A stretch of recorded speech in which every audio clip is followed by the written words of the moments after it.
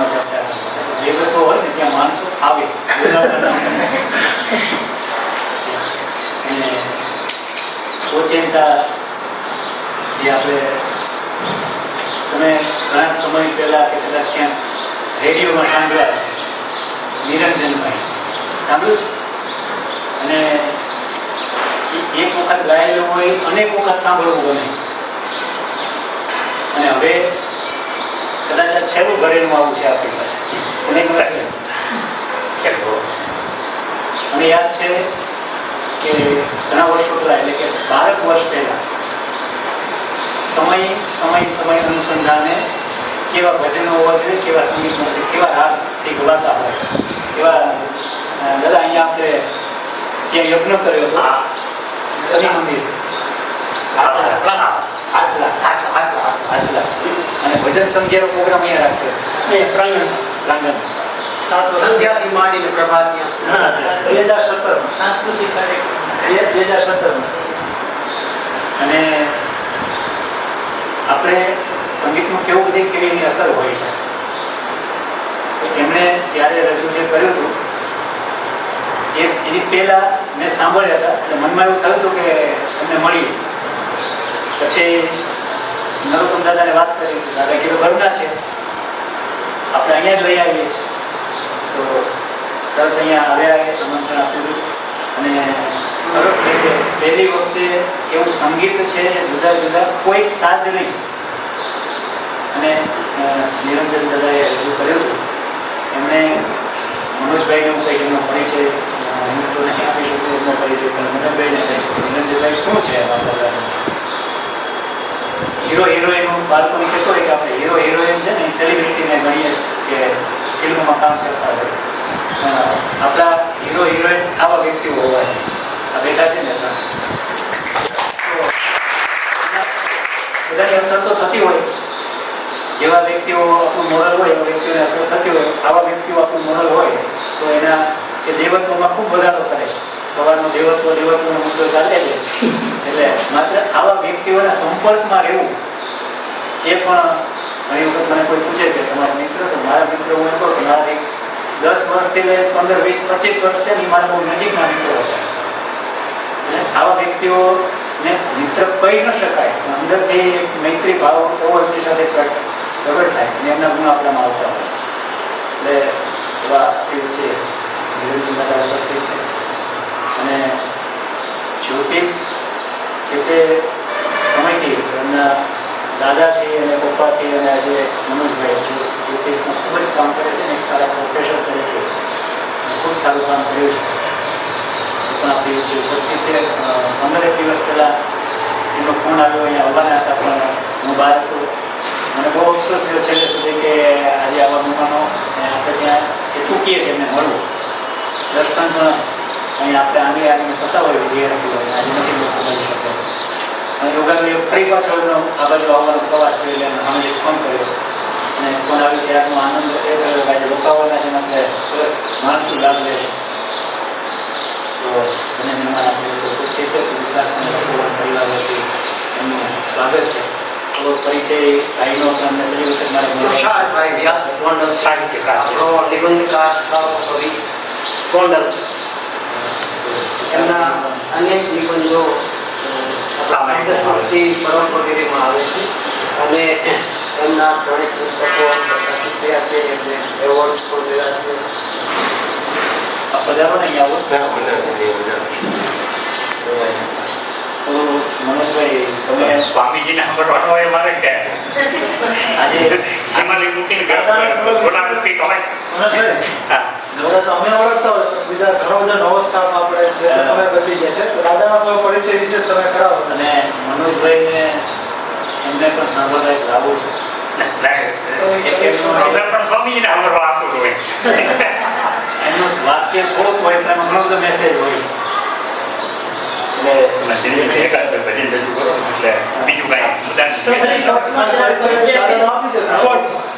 પછી બધો સ્ટાફ છે નવું સત્ર શરૂ થાય છે. બધા ટીચર્સ છે.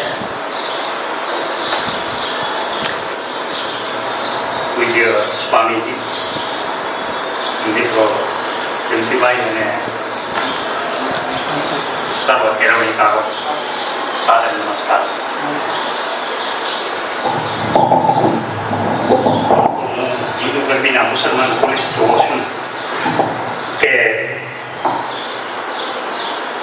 માતાજીના ગરબા ગવાતા હોય એમાં ઓલો બિચારાને કાંઈ આસ્થા કે શ્રદ્ધા કે કાંઈ સમજણ ન પડતી હોય પણ કાયદો વ્યવસ્થા જળવાઈ ગઈ સારું. એટલે અહીંયા સાંભળ્યું કે સ્વામીજી છે એટલે મને એમ થયું કે હાલો આપણે ઉમરો મારી જાય સ્વામીજીના જન્મલાભ નહીં આપણે.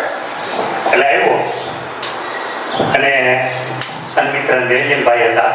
નિરંજનભાઈનો 2-3 રીતે પરિચય આપી શકું. એક વ્યક્તિગત રીતે, બીજો સાહિત્યિક અને સાધનાગત રીતે. તેઓએ શૈક્ષણિક કાર્ય તરીકે તો ઘણો ઢોંગ કર્યો એને PhD સુધી પહોંચી ગયા કેળવણીકારની રીતે. પણ આજકાલ આપણી શિક્ષણની પરિભાષા જરાક જુદી થઈ ગઈ છે. પાસ થવું એને કેળવણી લીધી છે એમ માનવામાં આવે છે.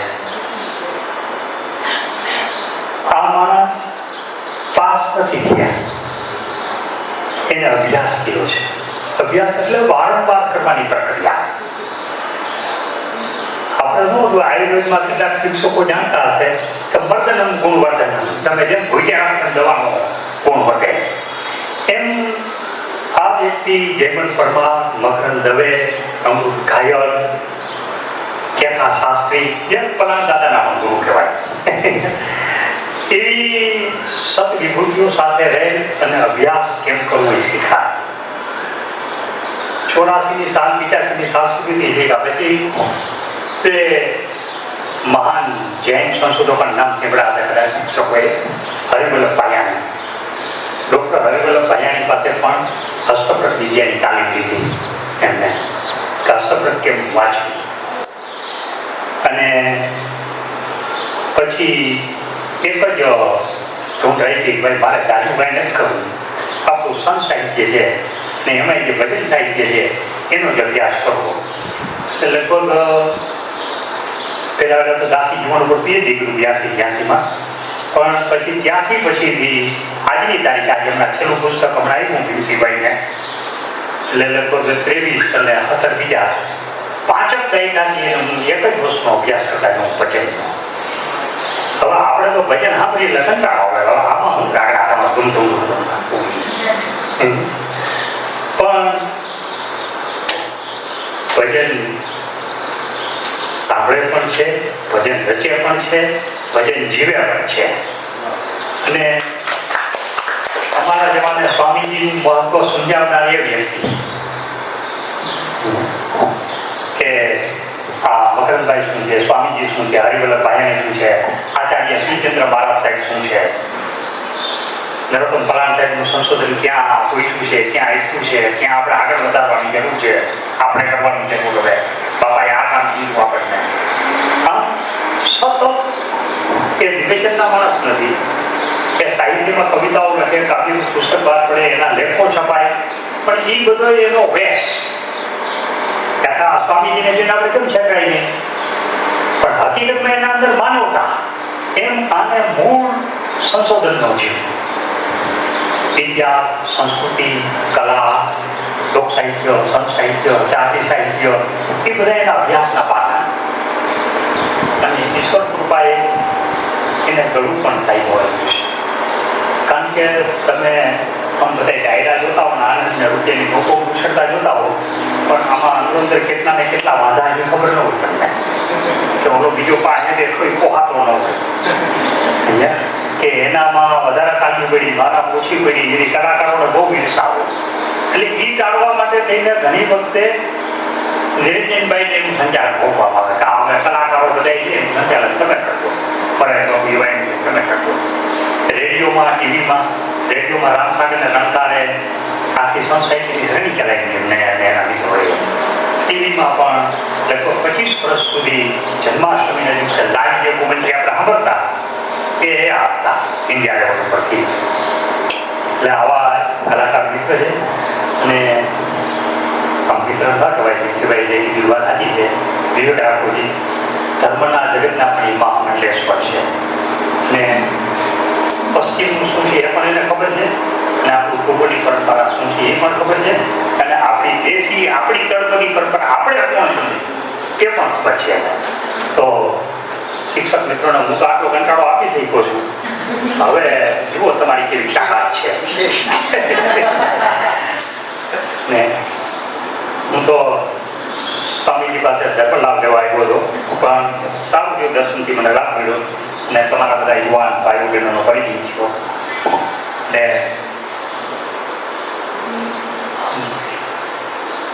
દૈવતની વાત કરી હતી. મારે કંઈ કહેવાનું ન હોય, સ્વામીજી બોલી ગયા હોય, શ્રી પાંચદેવ બોલી ગયા હોય, પછી મારે કોમેન્ટ્રી કાંઈ આપવાની ન હોય. પણ એક નાનકડો પ્રસંગ કહી દઉં કે તમે શિક્ષક છો. એક કર્ણ બોલે છે એટલે તો વગતની વાત કરે છે. સુતો વા સુપુત્રો વા યોવા કોવા ભવામ્ય દેવાયતન કુલે જન્મ પદાયતન પુરુષમ. હું સુતો હું કે સુપુત્ર હું કે કોઈ પણ હું, મને જન્મ આપવો એ દેવના હાથની વાત છે. એ દેવ આપણે પ્રગટ કરવા નથી છીએ. શું કરવા નથી, દેવ શું છે એ વિશે પણ વિચારવો. પશ્ચિમના લોકો શું કહે છે દેવ વિશે, સાયકોલોજીસ્ટો શું કહે છે, સમાજ મનોવિજ્ઞાનીઓ શું કહે છે, ઇતિહાસકારો શું કહે છે, પૌરાણિકો શું કહે છે દેવ વિશે, જે દેવની આપણે પરિકલ્પના કરી છીએ. એ ગમે તે હોય, દેવ મરાયા નથી પૌરુષ. પૌરુષ એ મારા હાથની વાત છે. આ કર્ણ કે છે એ કૃષ્ણ ભગવાન અમે ઉભો રહી શકે છે. પરમાત્મા કર્ણ દૈવત પ્રગટ આવવાની ચિંતન સુધીમાં વાત થઈ છે. તો દૈવત અનેક પ્રકારના હોય છે. પેલા કુદરતી પરિબળો હતા એ આપણું દૈવત હતા. પછી વીર પૂજાવાળા જે મનુષ્યો આવ્યા એ આપણા દેવ બન્યા. આજકાલ તો દેવ બદલાઈ ગયા છે આપણા. એક આરણ્યક નામની નવલકથા છે. એમાં જંગલમાં પશુઓ રહેતા રખડતા હોય. તો એ જંગલના પશુઓ ઘણા લોકો શિકાર કરી નાખે. આપણને કોઈ શિકાર કરીને ખબર ન પડે. પેલા સાધુઓ બિચારા વિહાર કરતા જાતા હોય હવાના પોરમાં, આવે ટ્રક હલાવીને વયો જાય. ક્યાં જાય સાધુ? એનો શિકાર થઈ જાય તો આપણે શું હિસાબમાં? તો એ જંગલી પશુઓ છે. તો એના પણ એક દેવ છે, એનું નામ છે કાંડબાળ. એ પશુઓ એને પ્રાર્થના કરે છે. અને એક હું દેવ અને ઈશ્વર એના સેજ પાકની ભેદરેખા ઉપર કઈ વાત કરું છું કે દેવને સંતાપ ક્યારે થાય. એ કાળા બાસ નામનો ગ્રીકનો બહુ મોટો કવિ છે, એને એક આ પુસ્તક લીધું છે. એટલે આપણું દેવ જ છે, જે કાંઈ હોય બેઠું બેઠું એને પસ્તાવો ન થાય, એને સંતાપ ન થાય, એના માટે શું કરવું જોઈએ? એટલે કે દૈવત દ્વારા આર્સ પાનના કેવા શિલ્પો પ્રગટ થઈ જાય. જરાક ઉમળો તો કેટલું સારું થાય. આર્સ પાન થોડો કટકો છે. ઈશ્વરના ઘણા સંતાપો છે આપણા દૈવતને. એટલે આપણે બીજી લાંબી વાત નહીં કરી, પણ શિક્ષણમાં આ બધી પ્રક્રિયાઓ આપણે જોવું, સમજવાની કોશિશ કરવી. કંઈક ન સમજાય આવતા જન્મ માટે રાખવું, પણ જન્મ જન્માંતરની યાત્રા આપણે આ ચાલુ રાખવી. તમે મને અહીંયા બોલવાની મેં પરિચય આપવાની તક આપી બદલ કીર્તિભાઈ હોણી પ્રણામ.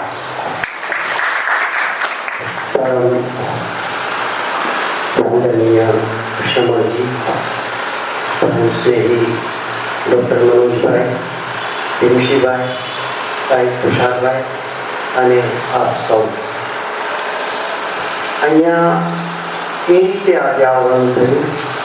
જામનગર જિલ્લાના પોલીસ વિભાગ તરફથી અત્યારે સુરક્ષા સેતુની એક શિબિર ગોંડલામાં ચાલી રહી છે. અને દર વર્ષે વેકેશનના દિવસોમાં દરેક જિલ્લાના અહીંથી પણ આપણે દીકરીઓ તો દરેક જિલ્લાની આ રીતે દરેક વેકેશનમાં 2 વેકેશનમાં 10 દિવસની શિબિર હોય છે.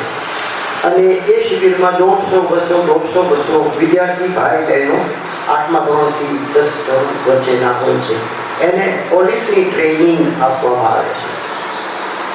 અને વર્ષમાં એકવાર પછી આખા ગુજરાત રાજ્યની સ્કૂલોમાંથી એની પણ એક મહાશિબિર યોજવામાં આવે છે. છેલ્લા 5 વર્ષથી આ રીતે મારે જવાનું થતું હોય છે. જામનગર જિલ્લાની આ બીજી કે ત્રીજી એકવાર ધ્રોલમાં હતી ત્યારે એસપી સાહેબ તરફથી તો આજે ત્યાં આવવાનું હતું. અને પછી વચ્ચે ટપકેશ્વર દર્શન કરી અને અહીંયા આવવું હતું, કારણ કે મારે ત્યાં તપોવન સ્વપ્ન સમરજીનું અને ભીમશીભાઈનું, અને હમણાં જ પાછો ભાઈ વિશાલે સરસ મજાનો વિડીયો હમણાં થોડા દિવસોમાં જ એમણે મૂક્યો અને મેં જોયું, એટલે સતત આકર્ષણ હતું. અહીંયા આ રીતે નહોતું આવું. આમ તો મેં ત્યાં બેનને અને દીકરીઓને કીધું, મેં કીધું રાત રોકાઈશું અને તમને ભજનો, લોકગીતો, લગ્ન ગીતો, રાસ, લાકડા, ગરબા, ગરબી આ બધું સંભળાવીશું પણ ખરા. તો અહીંયા એક ભૂમિકા રૂપે હમણાં ભીમશીભાઈ સાથે પણ વાત થઈ, મનોજભાઈએ પણ હમણાં બીજ રોપણ, અને સ્વામીજી એ આપણી સાથે અત્યાર સુધી પ્રશ્નોત્તરીમાં આ વાત કરી દૈવત વિશે. તો એ શું છે? આપણે ત્યાં ખરેખર તો આપણી જે ભારતીય પરંપરા છે ને, એ સ્વર્ગ, પૃથ્વી અને પાતાળ, સત્વ, તમ અને રજ, દેવ, માનવ અને દાનવ, આ ત્રિગુણાત્મક આખી પરંપરા છે. 3 ધારાઓ. તો દેવ એટલે સ્વર્ગ, એની સાથે સત્વ, સાત્વિક ભાવ જોડાયેલો હોય. મનુષ્ય, એની સાથે રાજસ ભાવ જોડાયેલો હોય પૃથ્વી સાથે. અને પાતાળ, એની સાથે દાનવ, એનો તમસ જોડાયેલો હોય, તામસિક પ્રવૃત્તિઓ. તો આપણે વચ્ચે છીએ. એક પગથિયું ઊંચે ચડીએ તો દૈવત તરફ આપણી ગતિ થાય, અને એક પગથિયું નીચે ઉતરીએ તો દાનવ તરફની પાછલી ગતિ થાય.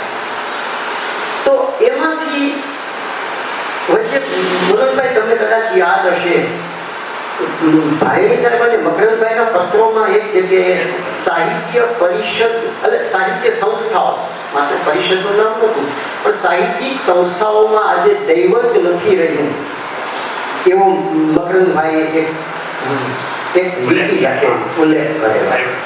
અને પછી ઉદ્દેશની અંદર દૈવતને નામે મોટું મીંડું છે એમ મકરંદભાઈએ લખ્યું. આજે સાહિત્યની સંસ્થાઓમાં દૈવતને નામે મોટું મીંડું છે. એ સમયે તો આજની પરિસ્થિતિઓનાથી અનેક ગણી વિપરીત અને નીચે ઉતરતી ગઈ છે. તો એ દૈવત પ્રગટાવવા માટે આપણે શું કરવું? 4 વસ્તુ છે. એક તો શરીર, મન, ચિત્ત અને આત્મા. શરીરનો આનંદ કેમ મળે? કંઈક આપણને મળે ને તો કોઈ પણ વસ્તુની પ્રાપ્તિ થાય. સારું ખાવાનું મળે, સારા કપડાં મળે, સારું મકાન મળે. આ જે ભૌતિક ચીજો આપણને, સારી ગાડી મળે, સારો બંગલો મળે, તો એ શરીરનો આનંદ છે. પછી એનાથી થોડોક સૂક્ષ્મ એવો મનનો આનંદ છે. મનનો આનંદ એટલે મનોરંજન. સારી ફિલ્મો જોઈએ, સારું સંગીત સાંભળીએ, સારા મિત્રો મળે, આ મનનો આનંદ છે. એ થોડોક સૂક્ષ્મ છે.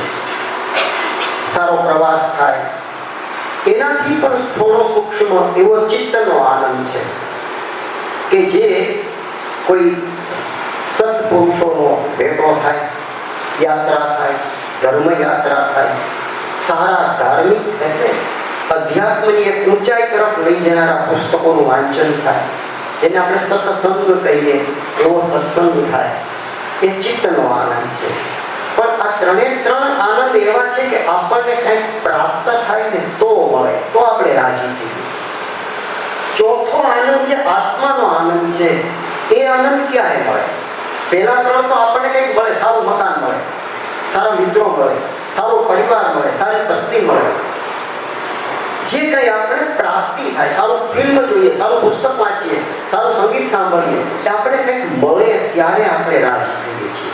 પણ આત્માનો આનંદ એવો છે કે આપણે કોઈ ભૂખાને એક રોટલી આપીએ, એક ગરીબ વિદ્યાર્થીને 2 નોટબુક આપીએ, એક ગરીબ દર્દીને 2 કેળા લઈને ખવડાવીએ, એમાં આપણને કંઈ મળતું નથી, આપણી પ્રાપ્તિ નથી, પણ આપણે કોઈને કંઈક આપીએ છીએ. અને એ જે આપીએ છીએ એનો આનંદ કોને મળે છે? એ આપણા હાર્ટનો મળે છે, એ હૃદયનો આનંદ છે. ઓલા 3 આનંદ તો કંઈક મળે તો રાજી થાય, પણ એક આનંદ એવો છે કે જે આપણે કંઈક વિદ્યાદાન, આવી સંસ્થા ઊભી થાય, અને એક નહીં, આ તો પેઢીઓ સુધી ચાલનારી વાત છે. એક વિદ્યાર્થી, આ તમે બધા શિક્ષકો છો, તો તમારા હાથ નીચે એક એવો તેજસ્વી વિદ્યાર્થી આવે અને એમાં જે છુપાયેલા બીજ પડ્યા છે એ બીજને અંકુરિત કરવામાં તમે થોડા પ્રવૃત્ત થાઓ. આ તો સારો સંગીતકાર થાય એમ છે, આ સારો કલાકાર થાય એમ છે, આ સારો રમતવીર થાય એમ છે, આ સારો નૃત્યકાર થાય એમ છે, આ સારો વૈજ્ઞાનિક થાય એમ છે. તો એમાં જે બીજ પડેલા છે એ બીજને જાગૃત કરવામાં આપણે થોડા પણ નિમિત્ત બનીએ અને જે આનંદ આપણને આવે, આવી સંસ્થા ઊભી થાય. તો પરિસ્થિતિ આજે એવી છે કે ધર્મ, શિક્ષણ, ન્યાય અને આરોગ્ય, આ 4 ક્ષેત્ર એવા હોય કે જે સંપૂર્ણ પવિત્ર હોવા જોઈએ, એમાં વેપાર ન હોય. ધર્મમાં ક્યાંય વેપાર ન હોવો જોઈએ, શિક્ષણમાં ક્યાંય વેપાર ન હોવો જોઈએ, ન્યાયમાં ક્યાંય વેપાર ન હોવો જોઈએ, અને આરોગ્યમાં ક્યાંય વેપાર ન હોવો જોઈએ. એને બદલે આજે 4માં જેટલો ધંધો થાય છે એટલો તો પોલિટિક્સમાં પણ ન થતો, એટલો ઇન્ડસ્ટ્રીઝમાં પણ ન થતો. જે નફો એક દુકાનદાર મેળવે છે એના કરતા અનેક ગણો નફો એક ડોક્ટર મેળવે છે, એક ન્યાયાધીશ કે પોલીસ મેળવે છે, એક શિક્ષક એટલે કે શિક્ષણ સંસ્થા ચલાવનાર કોઈ પણ એ મેળવે છે, અને ધર્મને નામે મંદિર બાંધીને બેઠેલો ધર્મ પુરુષ મેળવે છે. એ વ્યવસાય છે, માત્ર ને માત્ર પ્રોફેશનલ, એ 4 ક્ષેત્રમાં. તો એમાંથી આપણે દૈવત પ્રગટાવવું છે તો કેમ પ્રગટાવવું? આ વૈશ્વિક સમસ્યા છે. આ માત્ર મારી અને તમારી સમસ્યા નથી, પણ આપણે એમાંથી તો આપણી લોક ભાષામાં એમ કહેવાય છે કે આખો ઓહો સેલતો હોય ને ત્યારે ડોલ લઈને ઠાળવા ન જવાય, 2 પુલા લઈને ભાગી જવાય. ઓહો, તમે સમજો છો કે આપણો ઘાસની જે આખી ગંજી હોય, બરોબર, ગાયો ભેંસો માટે, પશુઓ માટેનો ચારો, એની આપણે મોટી બધી ગંજી બનાવી હોય, અને એમાં જ્યારે આગ લાગી હોય અને એમાં તમે ડોલ લઈ અને પાણી લઈને ઠારવા જાઓ તો તમારા કપડા દાઝી જાય, તમે દાઝી જાઓ, પણ એ ડોલથી સળગેલી છે એ ઓલવાવાની નથી. ત્યારે શું કરવું? આપણે 2 પુલા લઈને ભાગી જાઓ. 2 પુલા બચાવી દીધા. હું આખા સમાજને બચાવી શકું એમ નથી, આખી શિક્ષણ સંસ્થાઓમાં કોઈ પરિવર્તન લાવી શકું એમ નથી, પણ એક નાનકડું એક બીજ રોપી દઉં અને અહીંયા 18 વિદ્યાર્થીઓ હોય, 15 વિદ્યાર્થીઓ હોય, એ 15 વિદ્યાર્થીઓમાં તો એક દીવો પ્રગટાવી દઈ તો આપણે ત્યાં કહેવાય છે ને કે એક દીવો લાખ દીવા પ્રગટાવવાના છે. એનું જીવતા પ્રજ્વલિત થઈ જાય એક દીવો તો બસ પૂરતું છે આપણા માટે. આપણી આખી જીવન યાત્રા સફળ થઈ જાય. તો એમાં આપણે દીવો ક્યારે પ્રગટાવી શકીએ? આજે આપણી સામે એટલા બધા પ્રલોભનો છે. આ એક વૈશ્વિક સમસ્યા છે. એમાં આપણે જાતને બચાવવીને આ જ મોટું તપ છે, મોટી સાધના જેને કહીએ, મોટી સેવા કહીએ, કે જેને આપણું જીવન કાર્ય કહીએ. આપણી જાતને બચાવવું, આપણને જે વસ્તુમાં રસ છે, જે વસ્તુને આગળ લઈ જવામાં આપણી આખી જીવન પ્રક્રિયા જે તેમાં કે શિક્ષણના ક્ષેત્રમાં તમે કહ્યા છો, તો શિક્ષણના ક્ષેત્રમાં તમે શું કરો તો તમારું જે વિત્ત છે એ તમે તમારા વિદ્યાર્થીમાં રોપી શકો. આ વસ્તુ જ્યારે આવે અને એમાં સૌથી મોટી વાત કે સાત્વિક ભાવ, રજસમાંથી કે તમસમાંથી આપણે સત્વશીલતા તરફ કેટલા આગળ વધી શકીએ. પ્રલોભનો તો અનેક આવવાના છે, તમારી સામે અહીંયા કે ભીમશીભાઈ અને શ્રવણજી આપણને 5,000 પગાર આપે છે, તો તમે સારા શિક્ષક હશો તો તમારી સામે ધંધાદારી જે પ્રોફેશનલી સંસ્થાઓ વાળા છે તેને 15,000 આપીશ તો આવી જાય પાસે. આવું થવાનું છે. પણ આપણે એ જોવાનું છે કે મારું સ્વત્વ મારી શરતથી હું જીવી શકું છું. જીવતર આપણી શરતથી આપણે જીવી શકીએ છીએ કે બીજાની શરતથી.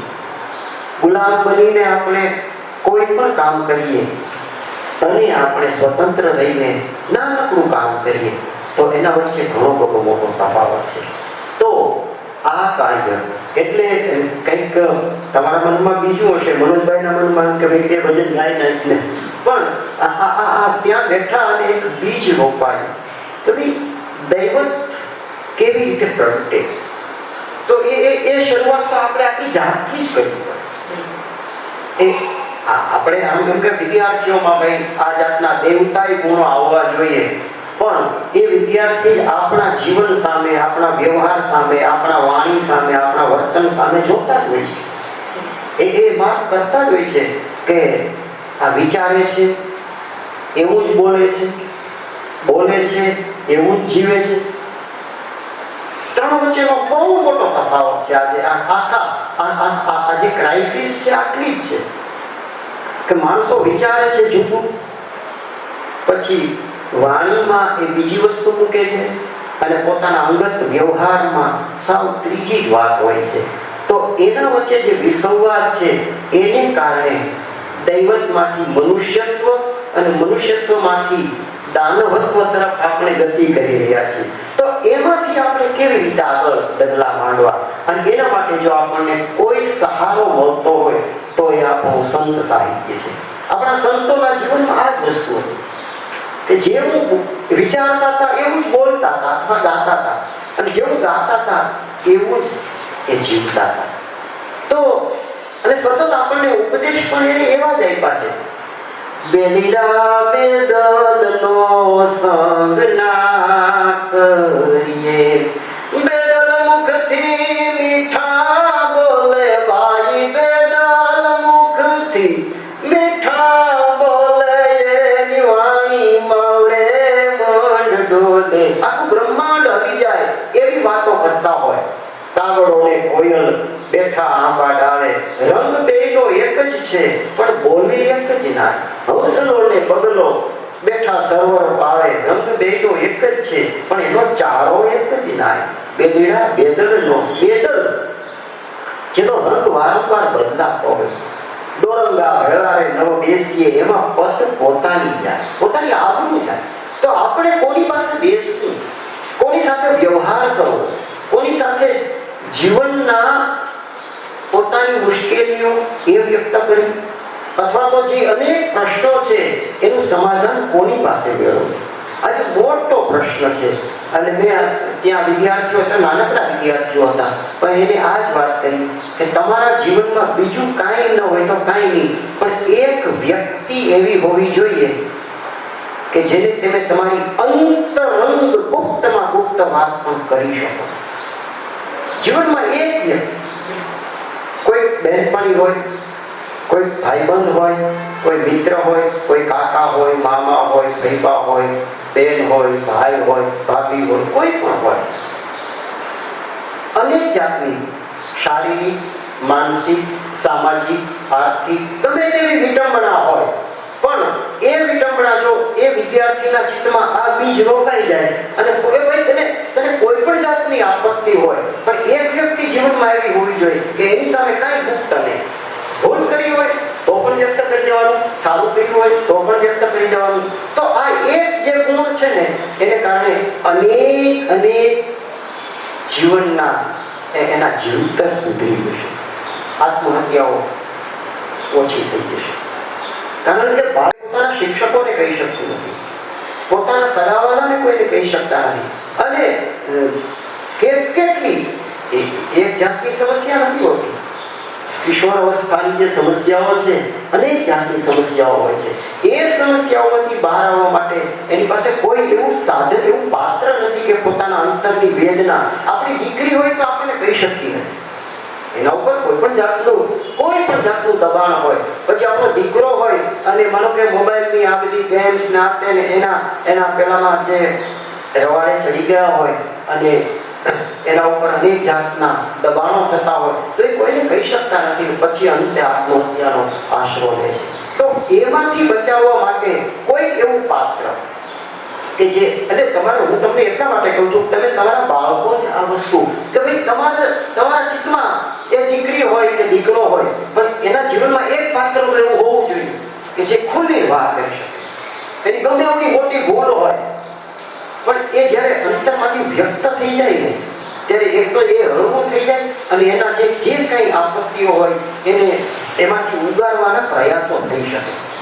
તો મૂંઝવણમાં એ ખોટા પગલાં લઈ લેતા હોય છે.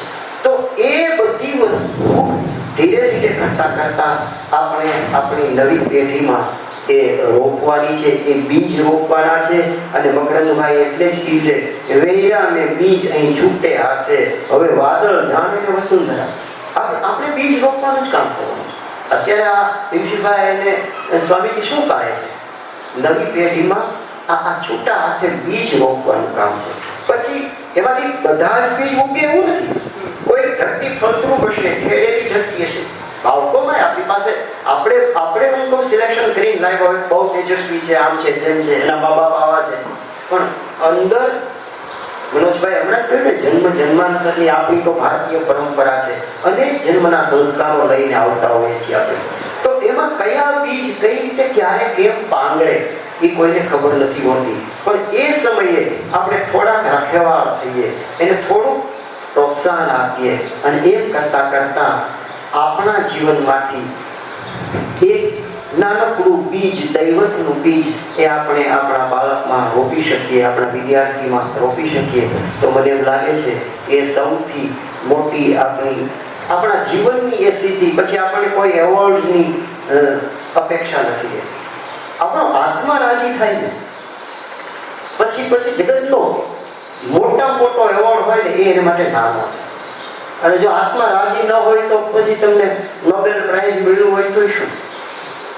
તો આ વસ્તુ અને એ વસ્તુ આપણને સંતોના જીવનમાંથી મળે છે. અને એટલે સંતોએ ગુરુમહિમા પણ ગાયો છે સતત. અમારા અવગુણ રે ગુરુજીના ગુણ તો ઘણા, ગુરુજી અમારા અવગુણ સામું મત જોઈ. અને એ પરંપરામાં એક નાનકડી રચના રજૂ કર્યું. એક ભજન સુરીલું સાંભળ્યું, મારું ચિત્ત ટગલી ડાય પરવર્યું, ચિત્ત ટગલી ડાળે પરવર્યું. એક ભજન સુરીલું સાંભળ્યું, નહીં આસન ધ્યાન ન જાપ પૂજા, નહીં આસન ધ્યાન ન જાપ પૂજા, નહીં કીર્તન પાઠ ન કર્મ દુજા. બસ સૂર ધ્વનિ દે શબ્દ સુજા, બસ સૂર ધ્વનિ ને શબ્દ સુજા.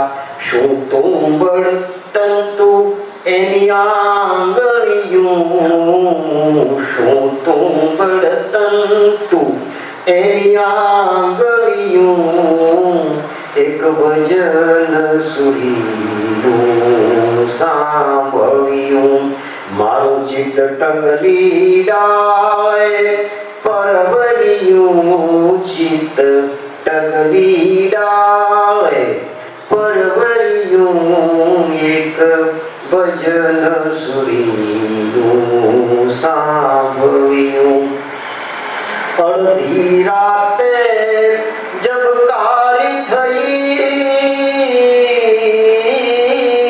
અડધી રાતે જબકારી થઈ, પળવાર પીયુની પાસ ગઈ.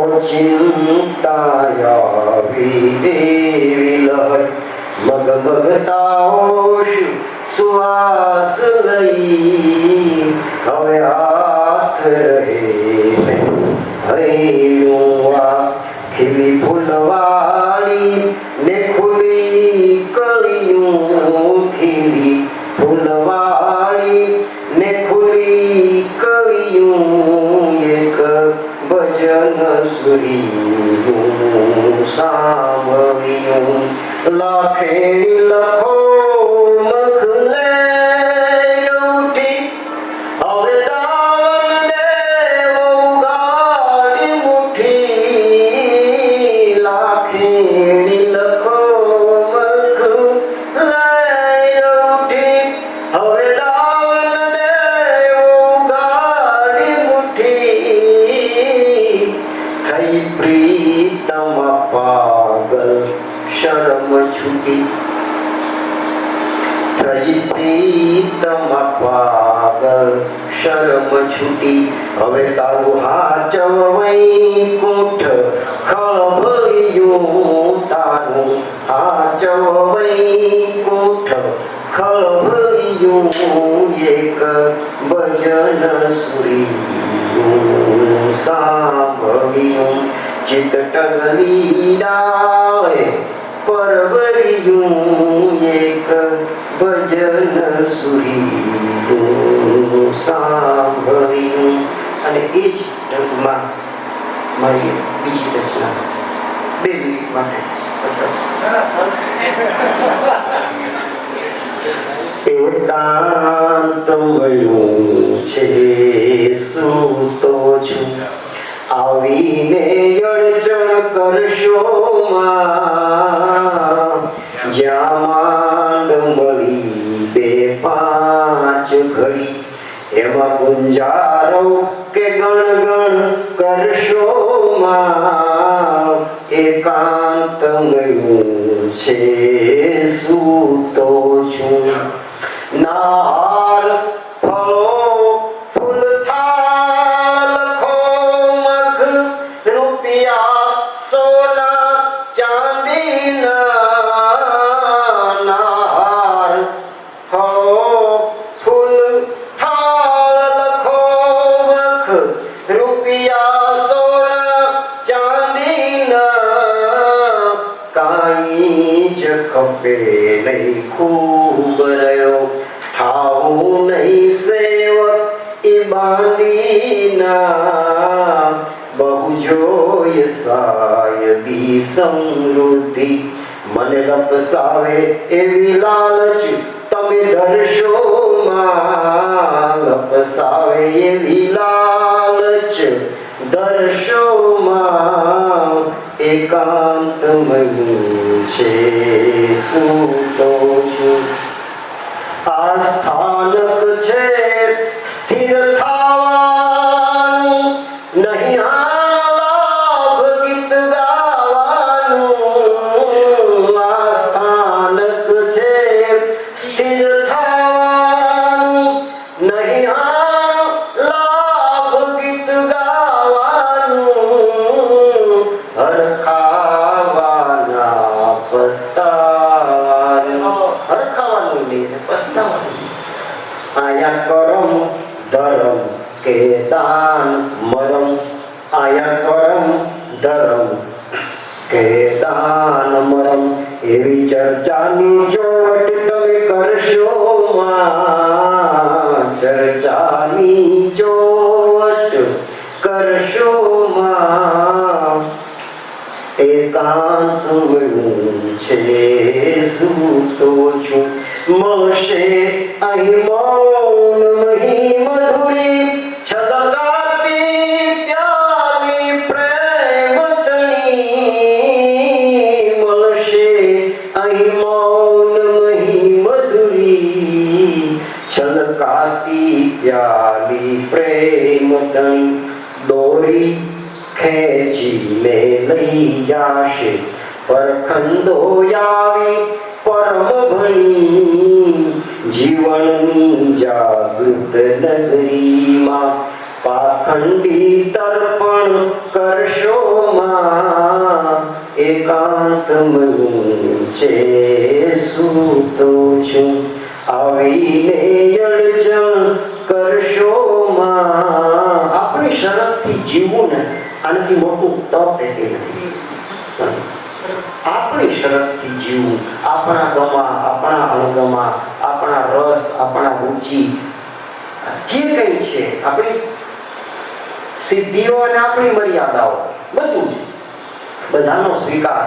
પણ આપણે જ્યારે એક સંસ્થા અને એ સંસ્થામાં એવી પવિત્ર સંસ્થા, શિક્ષણ એટલે આ જગતનો સૌથી જો પવિત્રમાં પવિત્ર વ્યવસાય હોય તો શિક્ષણ છે.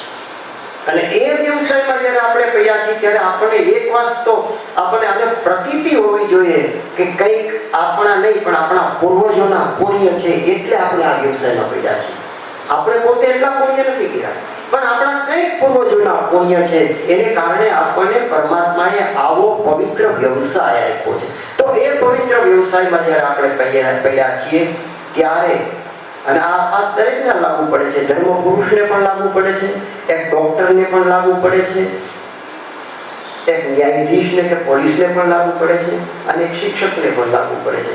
તો એ જે વસ્તુ છે એ પરમાત્માએ સેવા કરવા માટે આપણને મોકલા છે. અને એમાં આપણે જેટલા અંશે આપણે, હું તો ત્યાં સુધી એટલું કહું કે આ જગતમાં અત્યારના માહોલમાં કોઈ 100% હરિશ્ચંદ્ર થઈને જીવી શકે એમ નથી. તમે વિચાર કરો મારે આજે મારા જીવનમાં ઓર્ગેનિક જ ખાવું છે, મારે પ્રાકૃતિક જીવન જીવવું છે, મારે આ રીતે જીવવું છે. પણ શું કરો તમે અનાજ, તમે અનાજ ઉગાડો, તમે જ ફળ ફળાદી ઉગાડો, તમે જ કઠોળ ઉગાડો, તમે તેલ જાતે બનાવો. આટલું આજે શક્ય નથી. જે કંઈ મર્યાદિત પ્રમાણમાં જેટલું શક્ય હોય એટલું આપણે જાળવી શકીએ. પણ એમ છતાં પણ આપણે સંપૂર્ણપણે 100% સત્યવાદી થઈને જીવી શકીએ એમ નથી. ત્યારે એમાંથી શક્ય એટલા કેટલા આપણે પશુત્વમાંથી, દાનવત્વમાંથી માનવત્વ તરફ અને માનવત્વમાંથી દૈવત્વ તરફ વળી શકીએ.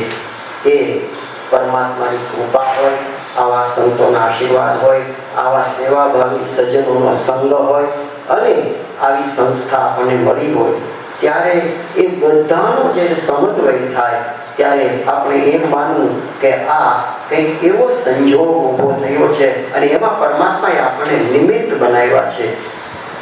જ્યાં સુધી આપણે આપણો પોતાનો અહંકાર કે હું આમ કંઈક કરીશ, હું આમ કરીશ, હું આ જગતને બદલાવી નાખીશ, ત્યાં સુધી કશું થતું નથી. પણ એ પરમાત્માની શરણાગતિ લઈને, સદગુરુની શરણાગતિ લઈ અને આપણે ધીરે ધીરે આગળ વધીએ એવી મા સરસ્વતીને, મા જગદંબાને અને પરમ પિતા પરમેશ્વરને પ્રાર્થના. હરિઓમ તત્સત. આમ તો નિરંજનભાઈ છે એમને સાંભળવા એક લાવો છે અને અત્યારે એમનું સાદું જીવન છે. અને 2017માં જ્યારે આપણે આવ્યા હતા ત્યારે અંદાજે લગભગ 3 કલાક સુધી પરોઢિયાથી લઈ અને ક્યાં સુધીના ભજનો હોય અને ભજનનું શું મર્મ હોય એ ડિટેલ્સમાં એ ત્યારે સંભળાયું હતું અહીંયા. અને આજે પણ શું કહેવાય કે ગાય એટલે રૂવાડા ઉભા થઈ જાય એવું સરસ રીતે. અને સોનામાં આપણે કહીએ કે સુગંધ ભળી ગયા. આજના શિબિરમાં 2 સંતોનું સાનિધ્ય આપણે મળ્યું છે. એક વખત આપણે એમના ચરણોમાં બધા તાળીઓ કે તમારા આશીર્વાદ અમારા ઉપર આ રીતે વસાવતા રહેજો કે જે શિક્ષણની તમે વાત કરી એવો જ અમે કંઈક ઉમદા કાર્ય કરવા માટે અત્યારે ભીમસિંહભાઈના સહયોગ ત્યાં ભેગા થયા છે. અને આમ જોવા જાય તો ભીમસિંહભાઈની અંદર કંઈક એવું દેવત્વ છે કે આપને લોકોને આવા સંતોના સાનિધ્ય મળે છે, ખેંચી આવે છે એમ. અને આજે તો એક વિશેષ લાવો અને એમાંય મનોજભાઈ રાવલ, ડૉક્ટર મનોજભાઈ રાવલ એ જામજોધપુરમાં પ્રોફેસર તરીકે અને આપણી સંસ્થામાં ઘણી વખત આવેલા. એ જેટલા સીધા સહજ અને સરળ છે પણ એક સંત જીવન જીવે છે. જ્યોતિષ શાસ્ત્રમાં તો ખૂબ જ એમનો દૈવજ્ઞ જ્યોતિષ એ લોકો જાણકાર ન હોય એ ખૂબ જ જ્યોતિષ શાસ્ત્રના એવા આપણે કેમ ખાં છે એમ. અને આજે અમારા મહેમાન બનેલા એવા તુષારભાઈ ફરી આપનું સ્વાગત કરીએ છીએ, આભાર પણ વ્યક્ત કરીએ છીએ કે થેન્ક યુ સો મચ. અને આ જે તહેવારનવાર આ સંસ્થામાં આવતા રહેજો. ઘણા સમય પછી નિરંજનભાઈ આપના પગલાં થયા છે. આજે અમે ભાગ્યશાળી કહેવાય કે ત્યારે નિરંજનભાઈ આજે એમાં તો ઘણો ફેર છે હે. એટલે ફરી સંસ્થા વતી પુરુષાર્થ પરિવાર વતી હું આપનો આભાર વ્યક્ત કરું છું. Thank you so much. ખાસ સવારથી સાંભળીએ છીએ દૈવત્વ, તો થોડું એટલા માટે ક્લિયર આપણે કરવું જોઈએ. હમણાં પદ્મશ્રી ઘણા બધાને મળ્યો છે. એમાં ઘણા બધા લોકો એવા છે કે જે વ્યક્તિઓ જ્યાં કામ કરતા હતા, જે વ્યક્તિઓની આજુબાજુની 50 કિલોમીટરની ત્રિજ્યામાં પણ કોઈ ઓળખતું નહોતું. એવા તમે જોયા છે કોઈને વિડીયો જોયા છે? વિડીયો એક માજી છે, એવા દાદા છે, કે કોઈ એનો પરિચિત જ નહોતું. છતાં પણ એમને પદ્મશ્રી શું કામ મળે છે? ભારત દેશનું સર્વશ્રેષ્ઠ સન્માનપત્ર એમને મળે છે. એની પાછળનું કંઈક આવું જ કંઈક દૈવત્વ કામ કરે છે. અહીંયા ઓવરઓલ આપણે જ્યાં બેઠા છીએ પરિસરમાં સંસ્થા છે, એટલે શ્રવણજીએ આપણે સમજાવવાનો પ્રયત્ન કર્યો છે સંસ્થાના કેન્દ્ર સ્થાને રાખી. મતલબ કે જે કામ આપણું દૈવત્વ જ્યાં હોઈએ ત્યાં જે કરતા હોઈએ એનાથી ખીલે, એનાથી બહાર આવે. તો એ જે તમે કાર્ય કરો છો એનાથી જ તમારું દૈવત્વ બને છે. એટલે અનુસંધાને રિલેટેડ ખૂબ ડિટેલ, ખૂબ ડીપ આ અંગે ચર્ચા થઈ હતી. એ ચર્ચાના અનુસંધાને મારો એક પ્રશ્ન છે કે દૈવત્વ કામ ક્યાં આવે છે? દૈવત્વ હોય તો શું ફેર પડે છે, નથી હોતો તો શું ફેર પડે છે? એ થોડી વધારે ક્લિયરિટી થાય કે શું બધાને જરૂરી છે દૈવત્વ? કે દૈવત્વ વગર પણ જિંદગી પૂરી થતી હોય છે. તો ખાસ પહેલો જ પ્રશ્ન સમજીને એમ મૂક્યો કે દૈવત્વ શું કામ? Very good. તમારામાંથી કોણ જવાબ આપશે? પ્રશ્ન સમજી ગયા કે દૈવત્વ તમે સ્કૂલમાં છો, આ સંસ્થામાં કામ કરો છો એટલે જગાવવું જરૂરી છે? માનો કે તમે જોબ ના કરતા હોય, તમે ઘરે રહેતા હો, તો દૈવત્વ જગાવવું જરૂરી છે કે નહીં? ઘરમાં રહેતા હોય, ખાલી સંસ્થા માટે જ દૈવત્વ નથી, એ તો ક્લિયર છે ને? તો દૈવત્વ તમને વ્યક્તિગત રીતે ક્યાં ક્યાં ઉપયોગી થાય, ક્યાં વર્ક કરે? તમારામાંથી કોણ જવાબ આપશે? તો આપણે જે જગ્યાએ કામ કરીએ છીએ ત્યાં આપણે દૈવત્વ કામ આવે છે. કારણ કે જે કામ કરીએ એમાં પૂરું પ્રામાણિકતા અને આનંદથી કરીએ એટલે આખો દિવસ આનંદથી જાય અને આપણું ધીરે ધીરે જે કામ છે એ પણ સારું થાય છે. ઓકે, બીજું? સમાજમાં સારા માણસ બનવાનો. એટલે દૈવત્વ વ્યક્તિને સારો માણસ બનાવે છે. દૈવત્વનો ગુણ આવે એટલે સારી વ્યક્તિ થાય. સારી વ્યક્તિ થાય એટલે પરિવારમાં કામ આવશે, સમાજમાં સેટ થશે ત્યાં કામ આવશે, બિઝનેસ કરશે ત્યાં કામ આવશે.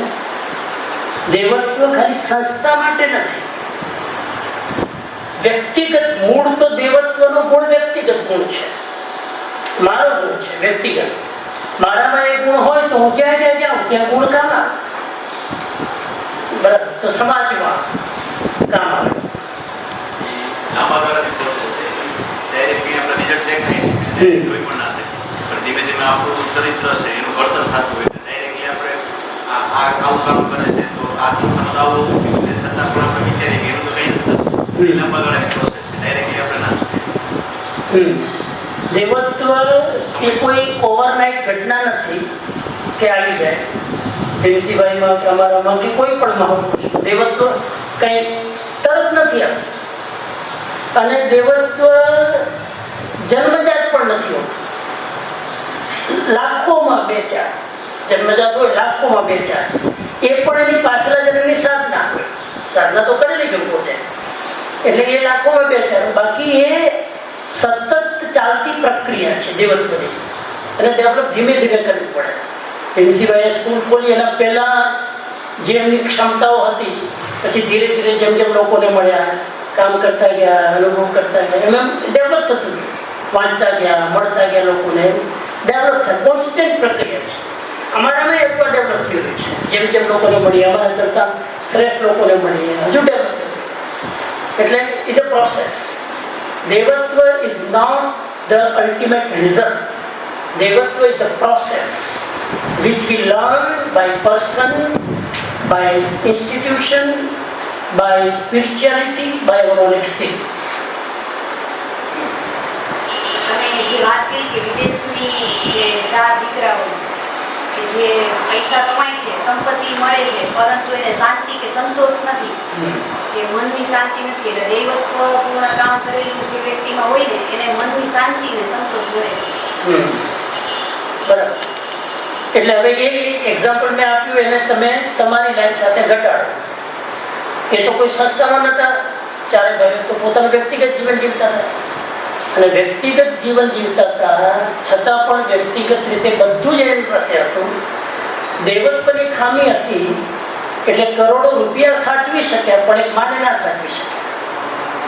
એટલે દેવત્વની કમી હતી. એમનામાં જો દેવત્વ હોત તો એ રસ્તા ઉપર ના આવ્યા હોત, માને અંતિમ સમયે એનું મૃત્યુ ન બગાડ્યું હોત, અને સમાજમાં ઉપેક્ષાનો ભોગ ન બન્યા હોત, ઇજ્જત ન બગાડી હોત.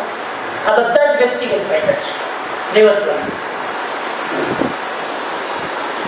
દેવત્વ આવવાથી દુર્ગુણો અને પોતાના દોષોથી આપણે દૂર થાય. યસ. તો દેવત્વનો એક આ પણ બેનિફિટ છે. પોઈન્ટ લગતા જ ઇમ્પોર્ટન્ટ છે. દેવત્વથી આપણા દોષ અને દુર્ગુણો એનાથી આપણે દૂર જઈએ. દેવત્વ અને દુર્ગુણ સાથે ના રહે. જેટલું જેટલું દેવત્વ આવતું જાય એટલું એટલું દુર્ગુણનું પ્રમાણ ઘટતું જાય. આ નિયમ છે.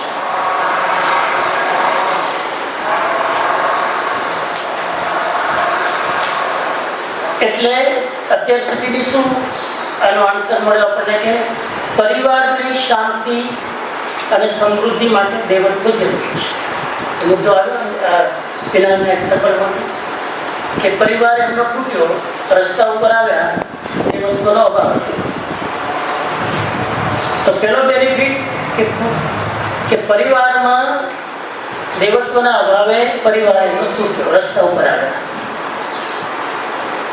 બીજો બેનિફિટ કે દેવત્વ તમારામાં હોય. બીજું શું કીધું?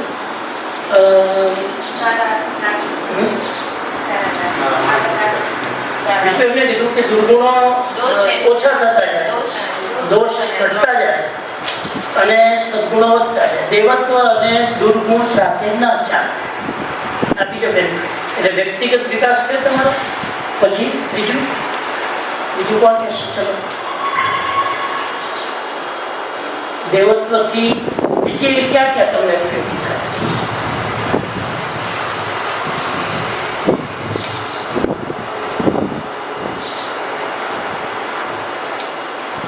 સામેવાળા વ્યક્તિની જો આપણે જે સામેવાળા વ્યક્તિને જોઈએ છે તો આપણી દ્રષ્ટિ એના પ્રત્યેની અલગ પ્રકારની થઈ જાય. એટલે આપણે જે પ્રકારે પહેલા જોતા હોય દેવત્વ આવી જાય તો એનાથી આપણે જે દ્રષ્ટિથી જોતા હોય એ દ્રષ્ટિ જતી રહીને આપણે સારી દ્રષ્ટિથી.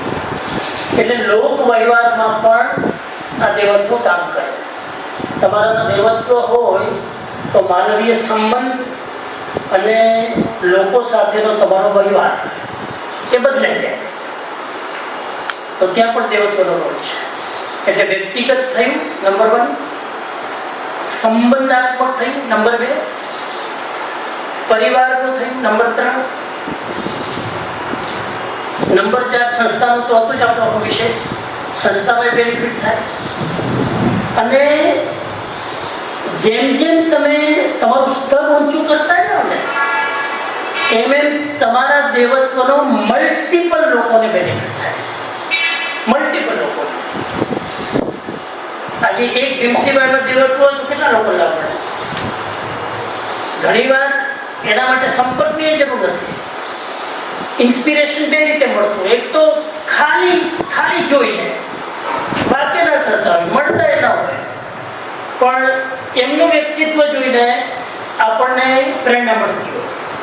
એટલે જેમ જેમ તમારું સ્તર દેવત્વનું ઊંચું થતું જાય, જેમ જેમ તમારા કેરિયરનું સ્તર ઊંચું થતું જાય, આજે તમે શ્રી એનો ટીચર છો, હવે ટીચર તરીકે તમારા દેવત્વનો લાભ વિદ્યાર્થીને મળશે કે નહીં? આ તો ડાયરેક્ટ લાભ છે, ખરા ને?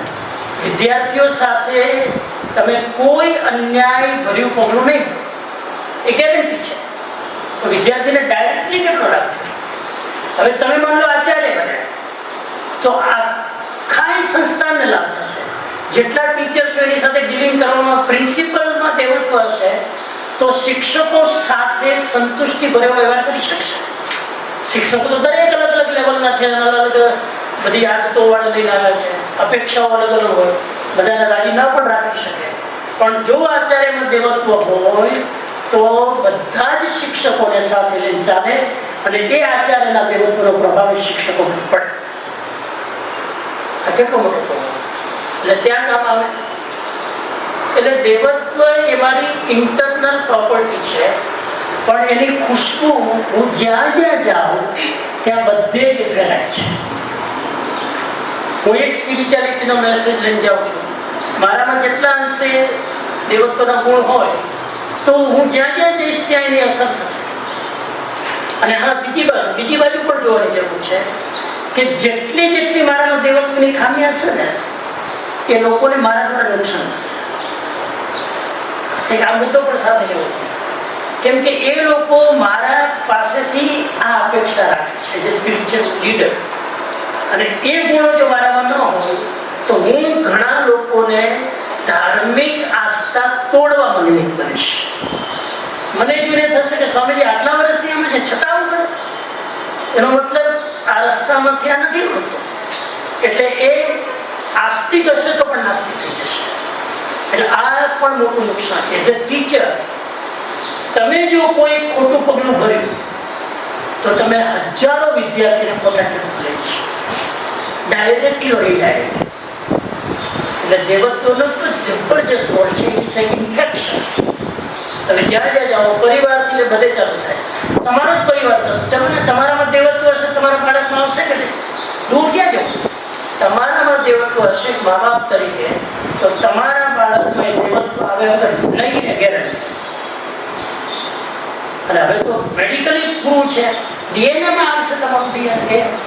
મારામાં દેવત્વ હશે તો મારું દેવત્વ મારા ડીએનએમાં મારા બાળકમાં હશે.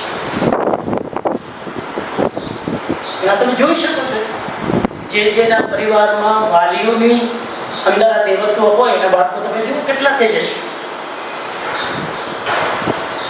એટલે એ પણ જરૂરી છે. અને જે વાલીમાં સંતાન ઉત્પત્તિ વખતે એ દેવત્વ નથી હોતું ને ત્યારે રાક્ષસી વૃત્તિ જાગે. ઘણી વાર એવું જાગે કે પ્રેગ્નન્સી વખતે ગુસ્સો આવે, પ્રેગ્નન્સી વખતે લડી લેવાનું મન થાય, પ્રેગ્નન્સી વખતે આચર કુચર આવું બધું શું કરે ચટપટું ખાવાનું મન થાય. એના ડીએનએમાં જશે સીધું જ બાળક. એ બાળક દિનહીન પેદા થશે. જેટલા લોકો વ્યસન કરે છે આદિવાસીઓ, જેનામાં શિક્ષણનું પ્રમાણ ઓછું છે આદિવાસી, કેટલું વ્યસન લેડીઝમાં, એ પણ એક આસુરી શક્તિ છે ને, દેવત્વનો અભાવ છે. હવે એના બાળકોમાં તમે જોજો નપુંસકતાના ગુણ આવશે, કુપોષણના ગુણ આવશે, માનસિક વિકાસની તો વાત જ છોડી દો, મેન્ટલી ડેવલપ નહીં થઈ શકે. ડીએનએ વિટામિન આની કમી આની આ બધું ડીએનએ થી આવશે, ખાવામાં નથી મળતું ને. હા, અરૂપભાઈને પૂછ્યું, મેં કીધું તમે તો આવું બધું ક્યાંથી તમને મળ્યું એમ, આટલું બધું ટેલેન્ટ? એટલે એણે તમે ડીએનએનું કીધું ને, એટલે એણે એમ કીધું મારી જે માં હતી ને એવી માં કે મેં ક્યાંય જોઈ નથી. એટલે કે મને જે મળ્યું છે ને મારા મામાંથી મળ્યું છે બધું છે. એટલે ડીએનએમાં આવો વ્યક્તિ સેકન્ડ પેઢી એ કેવી હોઈ શકે એમ. અને અરુણભાઈનો છોકરો અત્યારે એવો જ છે. એની ઉંમર 4 વર્ષની 5 વર્ષની. એ તમે જુઓ તો એ આખો અલગ પ્રકારનો એનું તેજ. પછી તમે પેલા અંબાઈ તમારા રૂમમાં હતા, અંબાઈનો કિસ્સો એવો છે કે એ 18-19 વર્ષે સુરત ગયા અને ત્યાં કારખાનામાં હીરા ઘસતા હતા. 2 મહિનામાં એને મેનેજર બનાવી દીધા અને મેનેજરમાંથી પછી એને આખું મેનેજમેન્ટ આપી દીધું. અને અમુક વર્ષમાં એણે એમ કીધું તું ભાગીદાર બની જાય. પછી ભાગીદાર ન બન્યા, પણ અહીંયા મનસુખભાઈ અને એના ભાઈઓ એ કે તું અહીંયા આવી જા. એટલે એ ત્યાંથી અહીંયા આવ્યા અને અહીંયા એને કંપની શરૂ કરી હતી નાનકડી ભાડાના મકાન પર. અને ભાડાના મકાનમાં કંપની શરૂ કરી દીધી. એ સમય દરમિયાન ઓલા ભાઈને પાછા લેવા માટે આવ્યા સુરત. તો એ કે ના હવે નહીં આવે. તો ના આવ્યા ને તો એને સેમ ડે તે જ દિવસે 10 લાખ રૂપિયા એના આંગળીયામાં આવ્યા. સુરતવાળા ભાઈએ જ્યાં કામ કર્યું હતું એણે એને 10 લાખ રૂપિયા આપ્યા. એટલે આને જરૂરિયાત નથી એટલે એણે એમ કીધું કે આ રૂપિયાનું માર્ક કંઈ જરૂર નથી, એક કામ કરીએ તો પ્લોટ લઈ મૂકી દઈએ. તો એ પ્લોટ 2 વર્ષમાં જે 10 લાખ હતા ને એને 90 લાખ થયા. અને 90 લાખમાં એને એક આખો વેચ્યો અને પછી એની પોતાની એના કંપની ઊભી કરી. એ અત્યારે કરોડોનું ટર્નઓવર કરે છે. તો આપણે આ એટલા માટે કે તમારે યાર રહ્યા એટલે તમને એને ગુણ દેખાતા એમાં બધી પ્રકારના ગુણ હતા અંબાઈ. એટલે એ કે મને આ ગુણ છે ને એ મારા એક નાનપણથી છે. મેં એને પૂછ્યું કે તમારું મને ગમે વ્યક્તિત્વ એમ. તો આવું તો મારું વ્યક્તિત્વ પહેલેથી આમ જ છે. એનું નામ ભગત છે અને બધા ભગત કહે છે.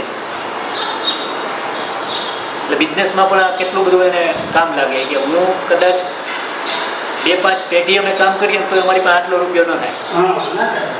મારા અમુક એવા પ્લસ પોઈન્ટ છે કે ભગતના ગુણ કેવા હોય મતલબ કે દેવત્વ એમ. એ ગુણોના લીધે આટલા આગળ આવ્યા તો હવે આજે રેગ્યુલર થઈ ગઈ. એ રેગ્યુલર ત્યાં મારી બેટની બાજુમાં એવરી ડે 2 થી 3 કલાક રીડિંગ કરે. મારી લાઈટ બંધ થઈ જાય 10 બાર બેઠા ઊંઘ ના આવે. વહેલા સુઈ જાય ને તો 2 વાગે ઉઠી જાય. એટલે હું થોડું મોડું ઉઠવા માટે રાતના જાય. એટલે 12 બેઠા વાંચી લગભગ 5 પુસ્તકો તો 10 દિવસમાં વાંચી લીધી. એમાં કરવાનું શું હોય તો આ સમયનો સદુપયોગ મેં તો ફોન ઉપર બેઠા હોય એ વાંચ્યા જ કરે. એટલે એ આવે જ છે ને ગુણમાં. પછી એ ગોળ ભૂલતા નથી કોઈનો. મનસુખભાઈ એને જે ખીજાય છે મેં મારી નજર સામે જોયું. મનસુખભાઈના કાર્યક્રમમાં જોયું. મનસુખભાઈ રોકાણ ત્યારે મેં જોયું. મનસુખભાઈ એને એવા ખીજાય કે આપણે એમ થાય કે આ માણસ હવે આની યાર કોઈ રહેશે જ નહીં. મનસુખભાઈ આને ખીજાય અમુભાઈ કારણ કે મનસુખભાઈ એને અહીં લઈ આવ્યા રાજકોટ પાછા. રાજકોટ આવી જાય તું અહીં કામ કરે તારે કેવા બાળકોની સગાઈ કરવી છે ને આ બધું હોય ત્યારે જ નથી કરવું. આ એક ગુણ છે ને એનો કે મને લઈ આવ્યા છે ને તો હવે એના કારણે હું એનું કોઈ દિવસ હિત ન કરી શકું. એટલે એને એવું મનસુખભાઈ સવારે 5 વાગે ફોન કરે કે અંબાઈ ચા પીવી છે. અંબાઈ 5 કિલોમીટર દૂર રહીએ. મનસુખભાઈની યાદ છે ચા બનાવે અને ચા પીવી. મતલબ કે એક માણસ છે ને ગુણ ન ભૂલી શકે. મનસુખભાઈ એ કે જે મને ખીજાય છે એનો પ્રોબ્લેમ છે, મારો થોડો છે. મને અપમાનિત કરે છે એનો પ્રોબ્લેમ છે. એટલે દેવત્વ એનામાં કેટલું બધું હશે. અમુક તો બધાને ક્લિયર છે ને, અમુક મુદ્દા છે ને ક્લિયર રાખવાના લાઈફમાં. ઘણા લોકો કે હમણાં સિંગાપુર હતા તો મને એક બેન ઘરે ગયો તો મને કે 5 દિવસથી ઊંઘ નથી આપતી. મેં કેમ આમ ચહેરો ચડેલો માફલાલ તો હું કરું પાર્ટીમાં ગઈ હતી ને તો કોઈ બેને મને કહી દીધું તું ડમ છે. ડમ છે બોલ કે આ એક વાક્ય કીધું તો મારી ઊંઘ ઉડી 5 દિવસથી ઊંઘ નથી. એટલે મને કે શું કરવું બહાર. એટલે મેં બેનને સિમ્પલ પૂછ્યું. મેં કીધું જે બેને તમે કીધું ને કે તમે ડમ છે એ બેનની વાત સાચી છે? હું ખાતી હોય હું થોડી ડમ છું. તમે સાચી નથી એ બેને કીધું કે પ્રોબ્લેમ બેનનો કે તમારો? એ પ્રોબ્લેમ બેનનો કે તમારો? તમારો તો છે જ નહીં, તમે તો છો જ નહીં. બેને કીધું તો એને ઊંઘ ના આવી જોઈએ ને. શબ્દ બોલવા વાળાને પસ્તાવો થવો જોઈએ ને. એનો પ્રોબ્લેમ તમે ભોગવી રહ્યા છો. એટલે બીજા માણસો આપણને કંઈક કહે ને એ એનો પ્રોબ્લેમ છે, એ મારો પ્રોબ્લેમ નથી. મને લાગુ પડે કે વાત સાચી હોય તો મારે ઇમ્પ્રૂવ કરવાનું. મને લાગુ નથી પડતી એ કન્સેપ્ટ કાઢવું. એટલે ઇસ્યુ ન બનાવે કેમ આમ કહી દીધું, મને કેમ આમ કીધું, મારી ભૂલ નથી તો કેમ આમ કહી. ભૂલો તો બધાય કે ભૂલ ન હોય છતાં કીધું એ સમયે સહનશીલતા રહે એ સહનશીલતા કહેવાય. એટલે આ ક્યાંક ને ક્યાંક દેવત્વ શબ્દ ને તમે એ રીતે ના લો કે ભાઈ આ તો છે ને કોઈ યોગી ઋષિ મહાત્મા હોય ને એના હોય, એવું નથી. દેવત્વને મેં એટલું નીચે ઉતાર્યું છે તમને આ ગુણોથી કે દરેક વ્યક્તિમાં આ હોવું જોઈએ. દેવત્વના પર્સન્ટેજ હોય. આજે રિંસીભાઈમાં જે દેવત્વ હોય, નરોત્તમ દાદામાં હોય, દરેકમાં તમારામાં હોય, દરેકમાં અલગ અલગ હોય. આપણે શીખીએ છીએ કે આ વ્યક્તિમાં આટલા સરસ ગુણો છે, તમારામાં કેમ? તો એને જોઈને ઇન્સ્પાયર થવું, ઇમ્પ્રૂવ કરવું. આ વ્યક્તિ આટલું ઓછું બોલીને કામ ચલાવી શકે છે, મારે કેમ બડબડ કરવું પડે? હું ઓછું બોલીને કેમ ના કરી શકું? એટલે મને ઘણી વાર થાય, હું લેક્ચર આપતો હોય બહુ એક્સાઇટ થઈ જાઉં, હું ઊંચી અવાજે બોલું એટલે ભીમસિંહભાઈ યાદ કરતા કે આ વ્યક્તિ આટલા બધાનું મેનેજમેન્ટ આટલું ધીમે બોલીને કરી શકતા હોય તો હું કેમ પ્રાણ લાગું છું? એટલે આ શીખવાનું. દેવત્વ આવી રીતે ખીલાય એટલે જોઈ જાય આનામાં દેવત્વના ગુણ છે ને એ હું અપનાવી લઉં. આ વ્યક્તિમાં ધીરજ કેટલી છે, કમ્પેર ટુ એની ચાલ બદલતી નથી, કેટલી ધીરજ, એ ગુણો અપનાવ. બીજાનામાં જોવાની પણ તમારી દ્રષ્ટિ હોય ને તો તમે બીજાનું દેવત્વ શીખી શકો અને તમારું દેવત્વ ડેવલપ કરી શકો.